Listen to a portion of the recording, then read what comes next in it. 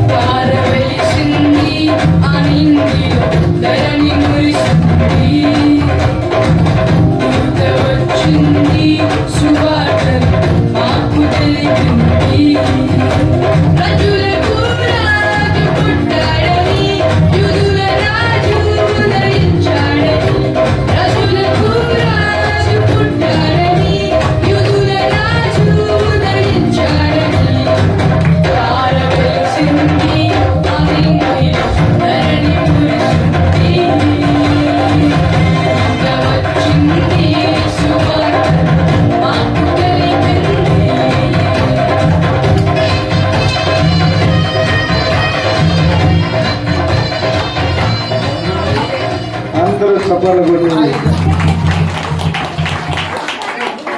నిజంగా ఆడబిడ్డలు ఘనమైన హల్లెలూయా. ఈవెన్ సంతోషము, ఒక సంతోషాన్ని పొందుకోవాలంటే ఈరోజు సంతోషం సెల్లో చూసుకుంటున్నారు, ఈరోజు సంతోషం వ్యక్తులు చూసుకుంటున్నారు, ఈరోజు సంతోషం ఏదో ఒక వ్యసనంలో చూసుకుంటున్నారు. ఈ మధ్యకాలంలో మొత్తం ఎక్కడ చూసినా టీవీ స్క్రోల్లో చూస్తున్నా సరే భయంకరమైనటువంటి మొత్తు పదార్థాలు. ఎందుకు దేవుడు నన్ను పిలుచుకున్నాడు? ఎందుకు దేవుడు నన్ను ఏర్పాటు చేసుకున్నాడు? సైలెంట్ గా ఉండిందామమ్మా. దేవుని యొక్క మహిమలో జపన్య గ్రంథం 3వ అధ్యాయం 20 వచనంలో ఎలా రాయబడి ఉన్నాయి? నీకు కీర్తిస్తాడట, మంచి పేరు ఇవ్వబోతున్నాడు. ఇప్పటి వరకు నీకు ఒక పేరు ఉండొచ్చు, ఇప్పుడు ఇంకా అప్పు తీర్చదమ్మా, అప్పు తీసుకుంటది కానీ అప్పు తీర్చదు అన్న పేరు ఉండొచ్చు. అందరు ఇల్లు కట్టుకుంటున్నారు కానీ ఇప్పుడు ఇల్లు కట్టుకోదమ్మా. అందరి ఇంట్లో పెళ్లిళ్ళు అయిపోతున్నాయి కానీ ఇంట్లో పెళ్లిళ్ళు అనే మాటే లేదమ్మా. అందరింట్లో గాయం ఉంది, వేదన ఉంది, ఏ హృదయం తెరిచిన బాధతో ఉన్నాయి. అందుకు దేవుడు ప్రతి ఒక్కరికి భక్తి ఉంది. ఈ నవంబరు, డిసెంబరు, జనవరి నెల, ఈ 3 నెలలు నాకు ఎలా ఉంటుందంటే ఎంతో నిష్ఠతో 40 రోజులు నిష్ఠతో ఆ బిడ్డలంతలాగా భార్యను మాత అని పిలవడం, ఎవరిని చూసినా వారు స్వామి అని పిలవడం, ఎంతో భక్తి వాళ్ళు చేస్తున్నారని. మరి వాళ్ళు వారికి ఇంత భక్తి ఉంటే మరి నేను సజీవుడైన దేవుడిని కలిగి ఉన్న నేను, దేవతలందరికంటే పరిణామం కలిగిన దేవుడై పట్టుకున్న నేనేం చేయాలి? ఈ చింతకాలంలో దుప్పటి కప్పుకుని పడుకోవాలా? No nothing never.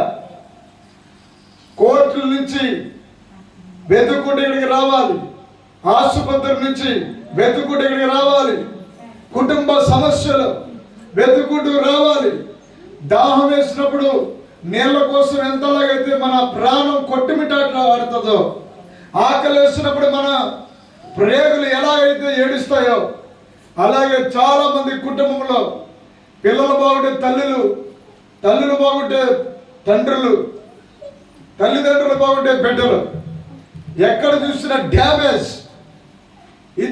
ఇలాంటి శాపం నుండి ఎవరు విడిపించగలరు? శాపాల నుంచి విడిపించగలరా? 1 కొరింథీ 8వ అధ్యాయంలో ఎలా రాయబడి ఉంది? ఆశ్చర్యపోయాను నేను అది చదివినప్పుడు. చాలా మంది అంటారు, ఒరే ఉండరా, దేవతలు అవి వినబడవు, కళ్ళు లేవు, చెవులు లేవు, రాళ్ళు రెప్పలు. ఈ బోధ విని చాలా మంది విమర్శించడం నేర్చుకున్నారు. అవును, అలా అనడం చాలా పొరపాటది. ఎందుకంటే బైబిల్ అలా చెప్తే లేదు. ఒక చోట చదివేసి నువ్వు అప్పుడు మొదలెట్టారు. హల్లెలూయా. ఒక చోట ఒకే పేర చదివేసి నాకు బైబిల్ అంతా వచ్చేసిందని అనుకోవడం అపోహ. కానీ బైబిల్లో ఇంకొక వైపు కూడా ఉంది. ఒక రూపాయి కాయిన్ ఉంది. ఆ కాయిన్ అవతల పక్క ఒకలా ఉంటుంది, రెండవ పక్కన మరోలా ఉంటుంది. హల్లెలూయా, హల్లెలూయా. అలాగే పరిశుద్ధ గ్రంథాన్ని ఇంచుమించు